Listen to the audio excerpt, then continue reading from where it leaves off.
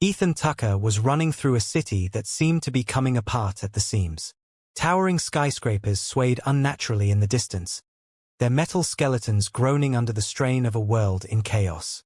The sky above churned with dark clouds, slashed with bolts of green lightning that cast an eerie glow over everything below. Fires roared in the streets, devouring vehicles and buildings alike, while panic screams echoed off the shattered glass and crumbling walls. Ethan's breath came in short, ragged bursts as he sprinted through the chaos, his eyes darting wildly for any sign of safety, or Liam. His colleague and closest friend had been with him moments before the first explosion shook the city, but now Ethan was alone, the crowd surging past him like a tide, threatening to sweep him away. "Liam!" he shouted, his voice barely audible over the cacophony of destruction. He turned a corner and skidded to a stop. A massive chasm had opened in the street ahead, its edges jagged and smoldering.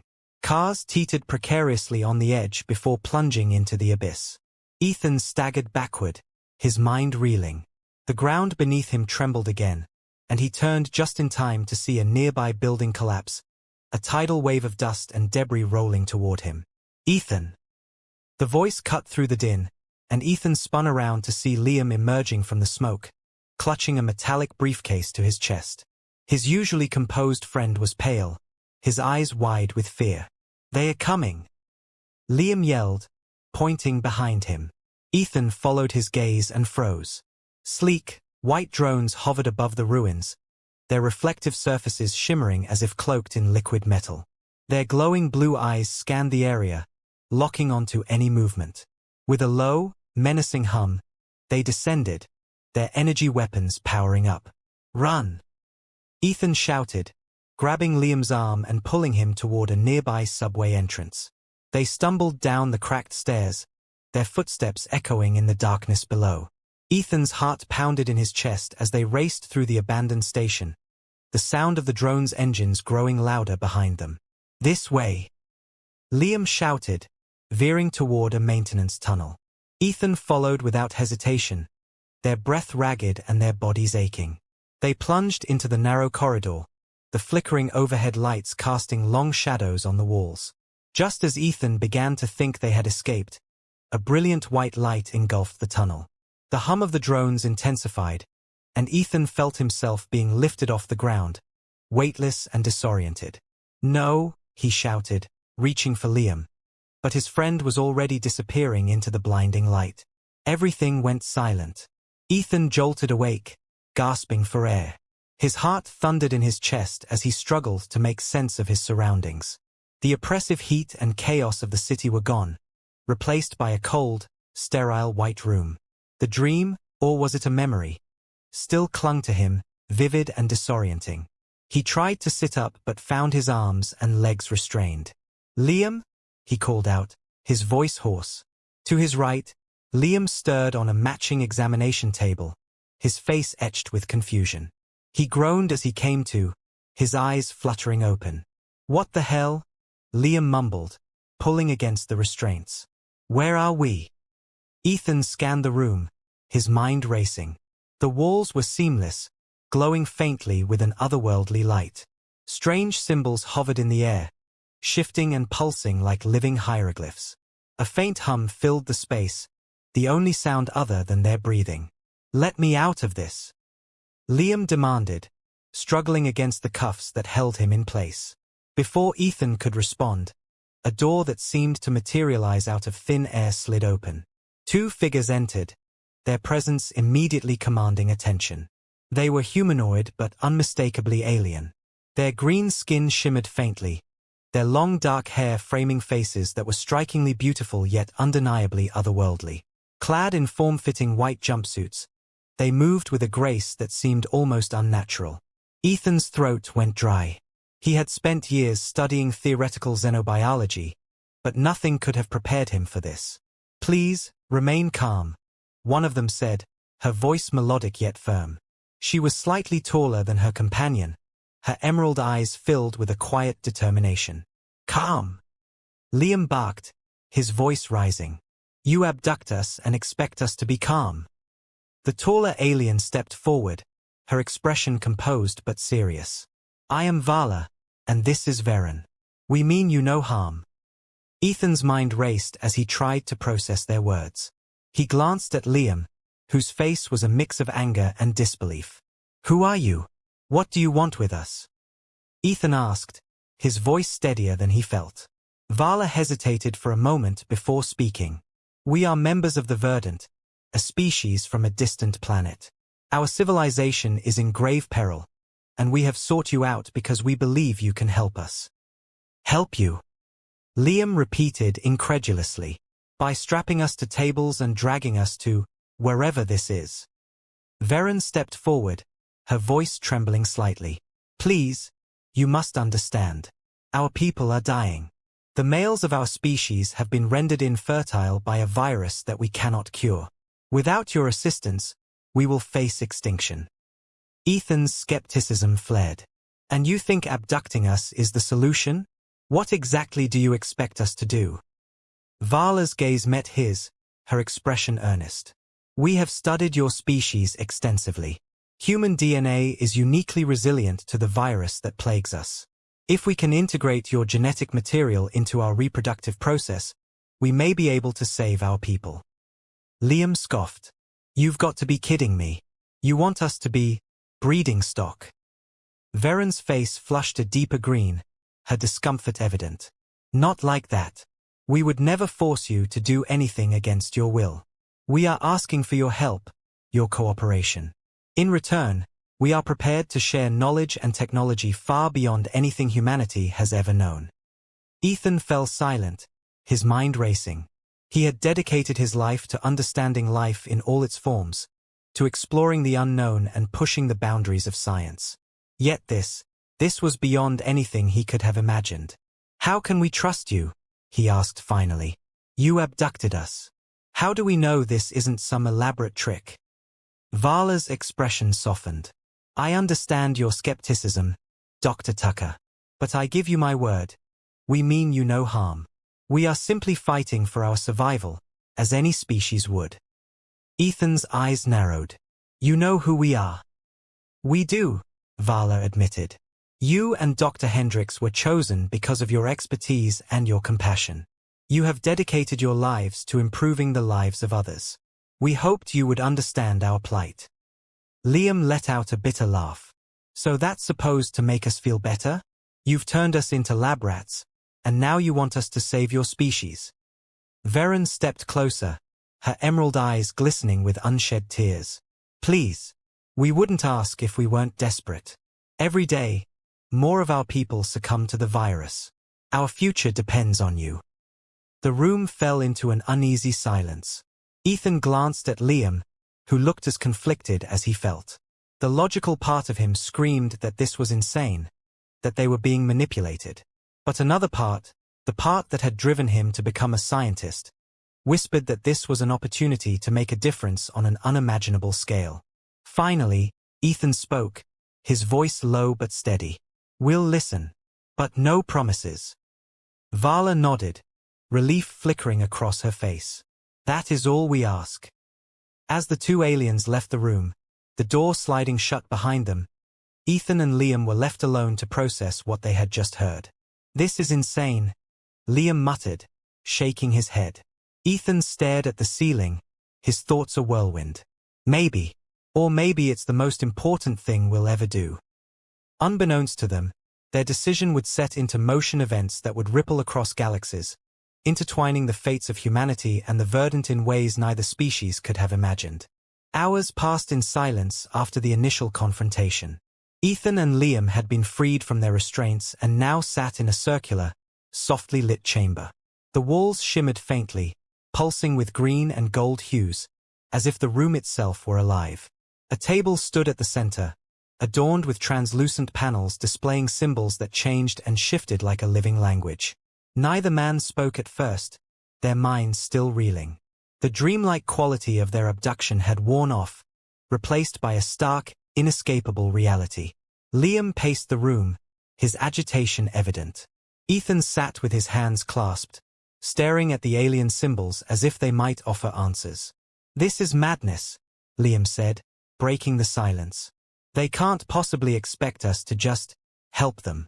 They kidnapped us, Ethan. Ethan glanced up at him, his brow furrowed. I know, Liam. Believe me, I know. But, he hesitated, his thoughts scattered. What if they're telling the truth? What if their species really is dying? Would you just turn your back on them? Liam stopped pacing, glaring at Ethan.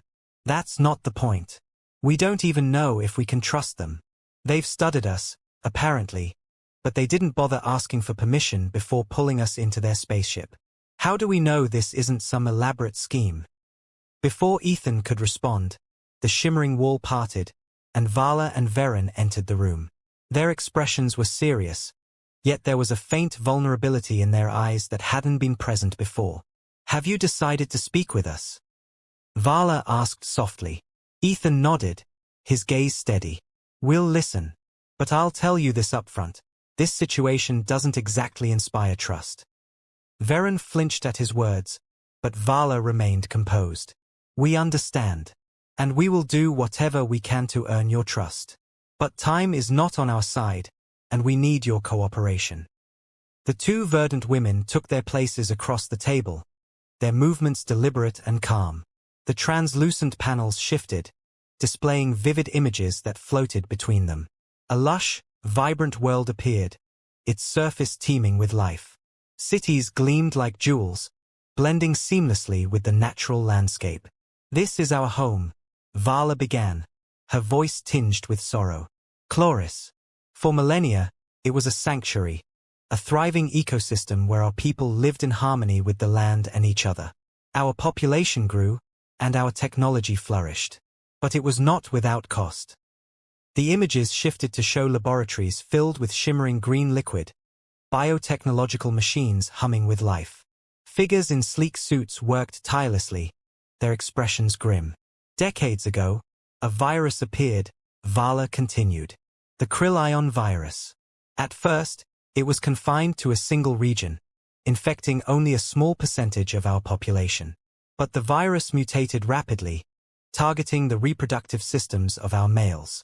Within months, it had spread across the planet, rendering nearly all males infertile. Varen spoke next, her voice trembling. We tried everything, genetic engineering, cloning, interbreeding with other species from nearby systems. But the virus adapted to every countermeasure. We watched as our birth rates plummeted to near zero. The males who survived fell into despair, knowing they could never sire children. And now, even our stored genetic material is failing us. The virus has consumed all our options. Ethan leaned forward, his scientific curiosity piqued despite himself. And that's why you've turned to humans? You think our DNA is resistant to the virus? Vala nodded, her emerald eyes meeting his. We have been observing humanity for decades.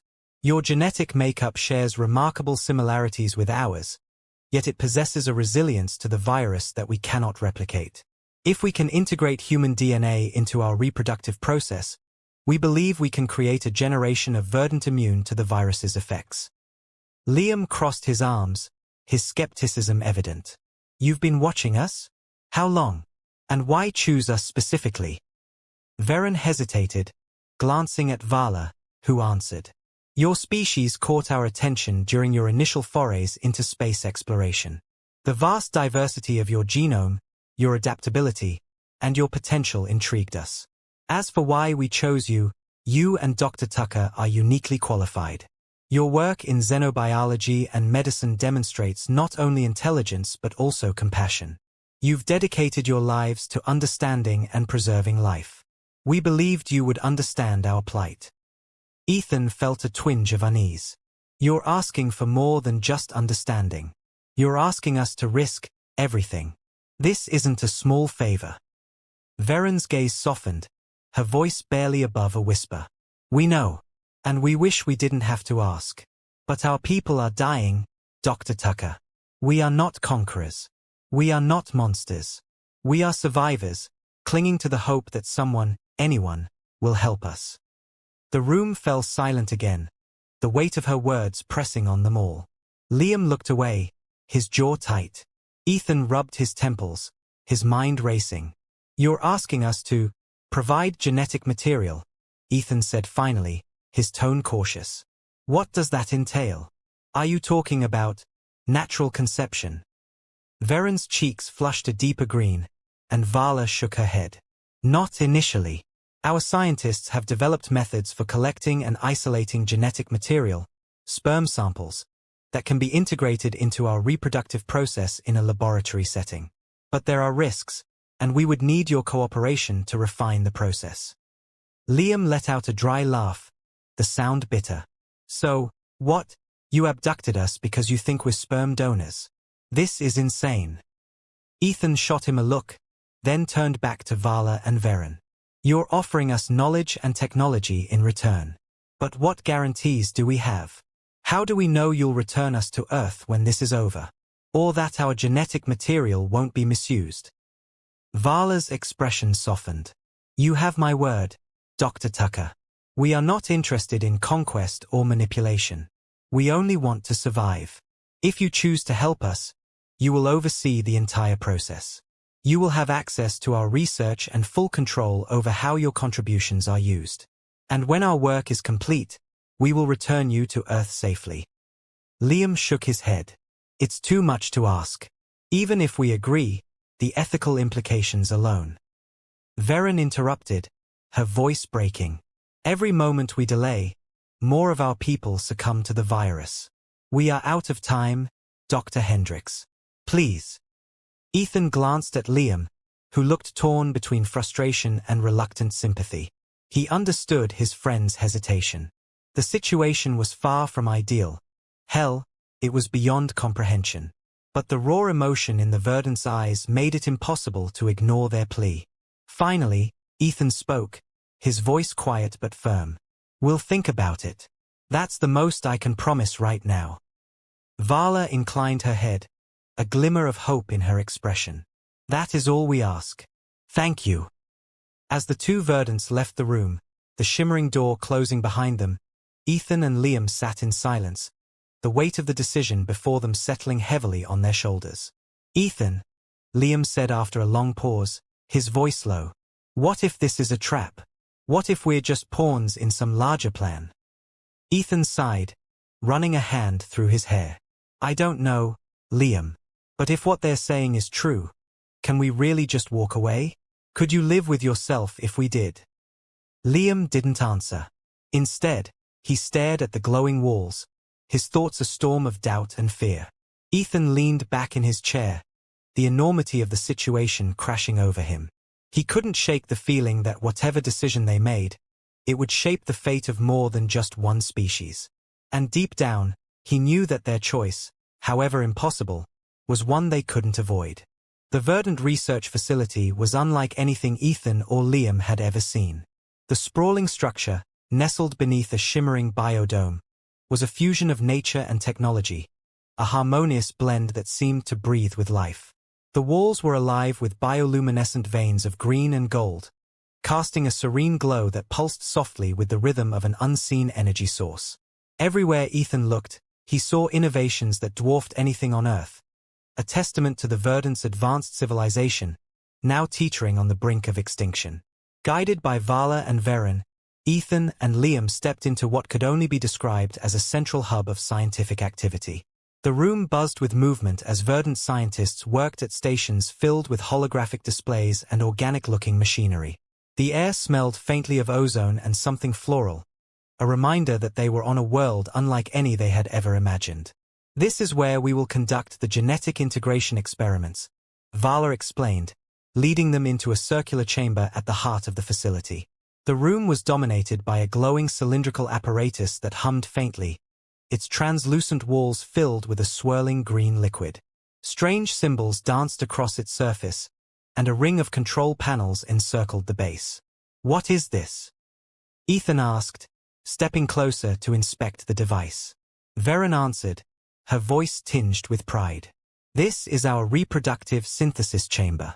It is designed to isolate genetic material, analyze compatibility, and integrate it into a viable embryo. Every aspect of the process is monitored and optimized for success. Liam crossed his arms, his skepticism evident.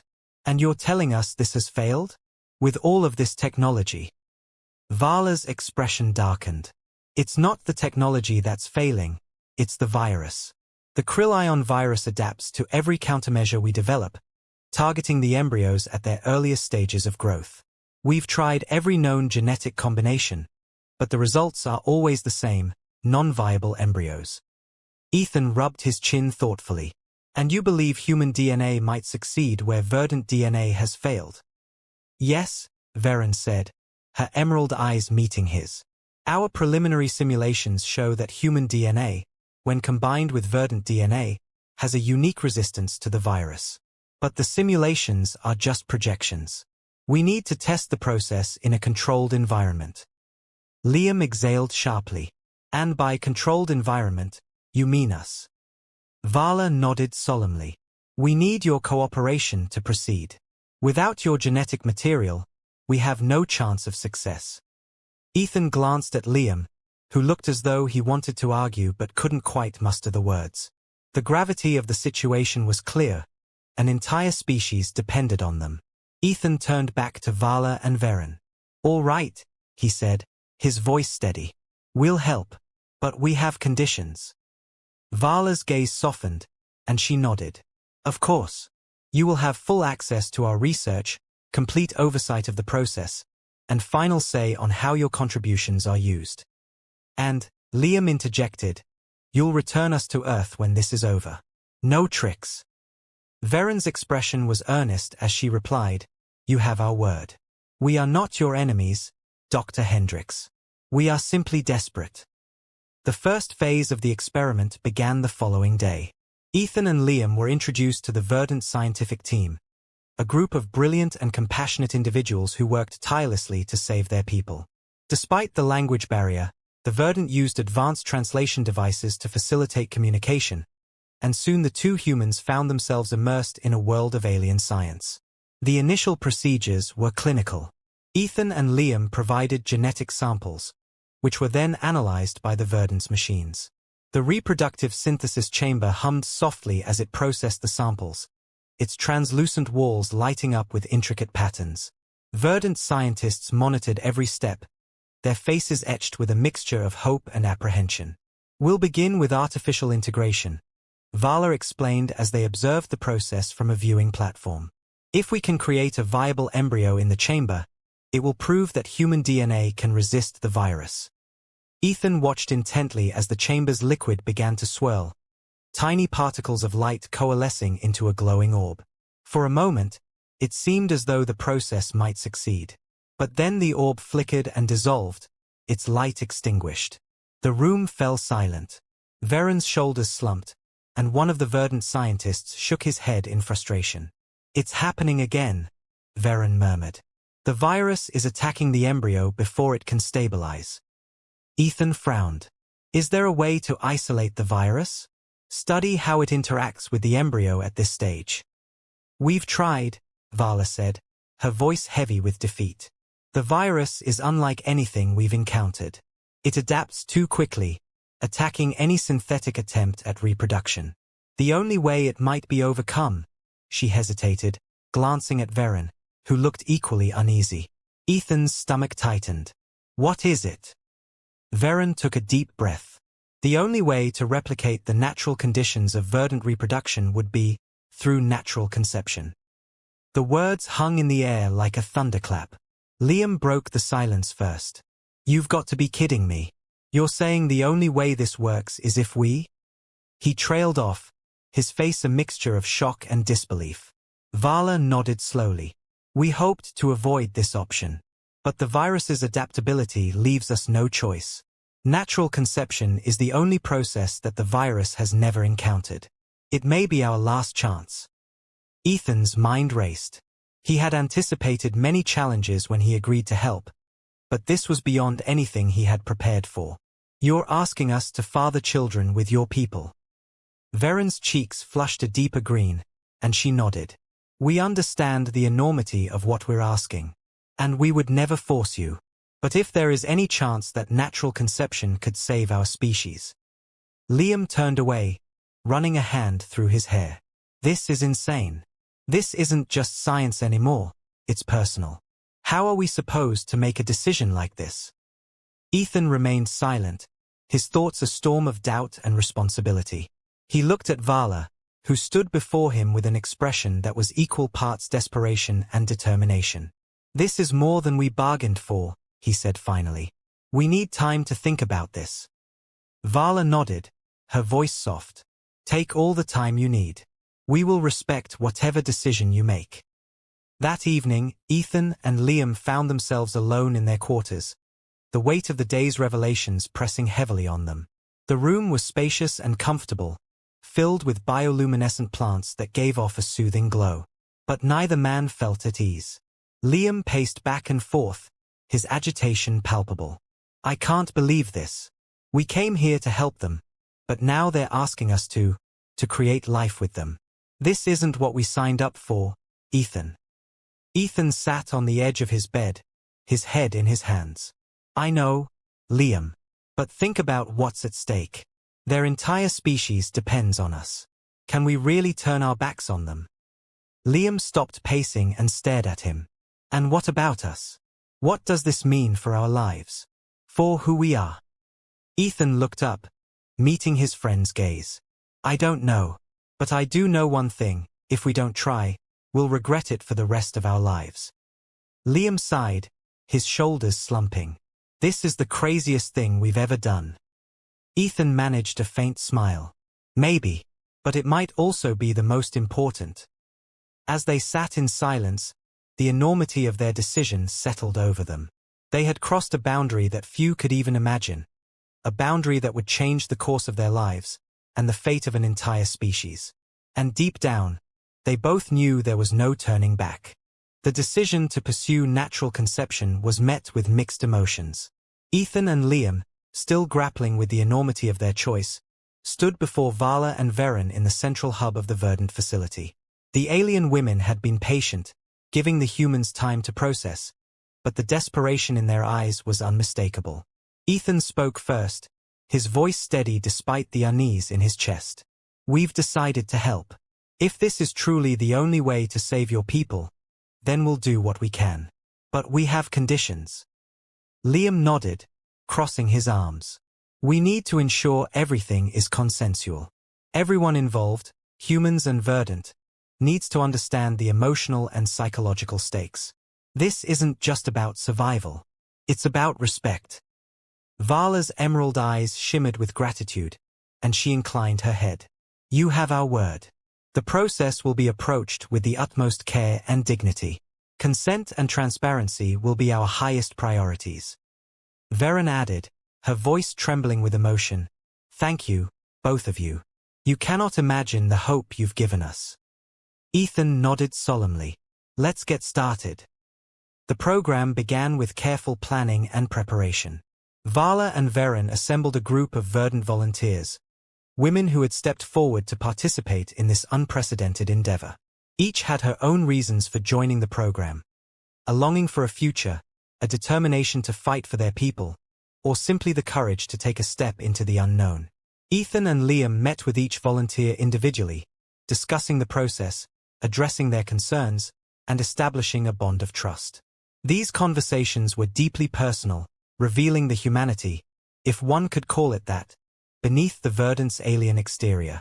One of the first volunteers was Atala, a striking Verdant with sharp features and a mischievous glint in her eyes. She approached Ethan with a boldness that caught him off guard. "I must admit, Dr. Tucker," she said, her voice carrying a playful lilt, "I've always been curious about human males. This should be enlightening."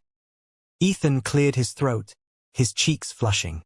"Well, I appreciate your enthusiasm, Atala. But let's remember that this is a serious undertaking. Respect and professionalism are key."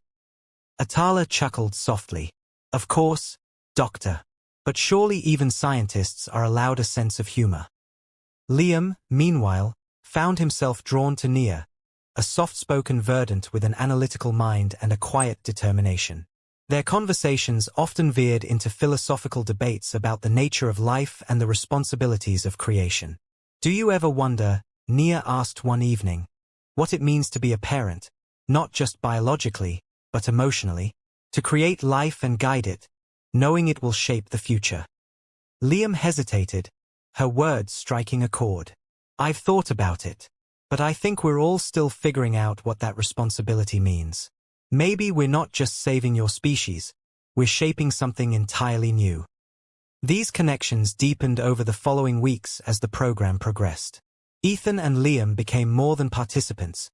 They became partners in the Verdant's fight for survival. Each encounter was approached with care and mutual respect, a testament to the trust that had grown between the humans and the Verdant. The first successful conception was a turning point. When the announcement came, the entire facility erupted in celebration. Scientists wept openly, their faces alight with hope. Vala and Varen embraced each other, their relief palpable. Ethan and Liam watched from the observation deck, their own emotions a complex mix of pride and awe. They had taken an impossible risk, and now they were seeing the fruits of their labor, a new beginning for an entire species. But success brought challenges. As more pregnancies followed, the program faced scrutiny from certain factions within Verdant society. Some questioned the ethics of interspecies reproduction, fearing the potential consequences of hybrid offspring. Others celebrated the human involvement as a symbol of unity and resilience. Ethan and Liam found themselves addressing these concerns directly. At a gathering of Verdant leaders, Ethan spoke with conviction. "We understand your fears," he said, his voice steady. "This isn't just science, it's a leap of faith. But look at what we've accomplished together. We've proven that cooperation and compassion can overcome even the greatest challenges." Liam added, "Your people didn't turn to conquest or violence. You reached out for help, and we answered. That choice, to trust, to work together, defines who you are. And it gives me hope for the future of both our species." Their words resonated. While doubts lingered, the majority of the Verdant embraced the program as a symbol of survival and unity. Months turned into years, and the first generation of hybrid Verdant children was born. These children, their green skin tinged with human features, were celebrated as miracles. They embodied the best qualities of both species: intelligence, adaptability, and an unyielding will to survive. Ethan and Liam watched as the children grew, their presence a constant reminder of the bond forged between humanity and the Verdant. The two men had become legends among the Verdant, not just as scientists but as pioneers of a new era. Vala and Varen remained close, their relationships with Ethan and Liam evolving into deep friendships. And, in Vala's case, something more. One evening, as the stars blazed above the biodome, Vala approached Ethan on the observation deck. "You've given us a future," she said softly, her gaze fixed on the horizon. "I don't know how we'll ever repay you." Ethan turned to her, his expression thoughtful. "You've already repaid us, Vala. You've shown us that the universe is bigger than we ever imagined, that life can find a way, even in the face of extinction." Vala smiled, a rare warmth in her eyes. "You're more than a scientist, Ethan. You're a part of us now, a part of our story." The day eventually came when Ethan and Liam prepared to return to Earth. The Verdant had honored their promise, readying a ship to take them home. As they stood in the central hub, surrounded by friends and allies, the weight of their journey settled over them. "This isn't goodbye," Liam said, his voice firm. "This is the beginning of something bigger." Vala nodded, her gaze filled with gratitude. "The bond between our species will endure. You've given us hope, not just for survival, but for something greater, a future built on trust and cooperation." Ethan looked at the children playing nearby, their laughter echoing through the facility. "We'll always be connected. Through them. Through the stars." With final embraces and heartfelt farewells, the two humans boarded the ship that would take them home. As they ascended into the sky, they looked back at Chloris, its green surface a beacon of life and resilience. Ethan turned to Liam, a faint smile on his face. "Do you think they'll be okay?" Liam nodded. "Yeah. They've got a future now. And maybe, so do we." As the ship disappeared into the void, the legacy of their journey remained, a testament to the unbreakable spirit of life and the power of unity in the face of impossible odds. Two worlds, once strangers, were now forever intertwined, their fates written among the stars.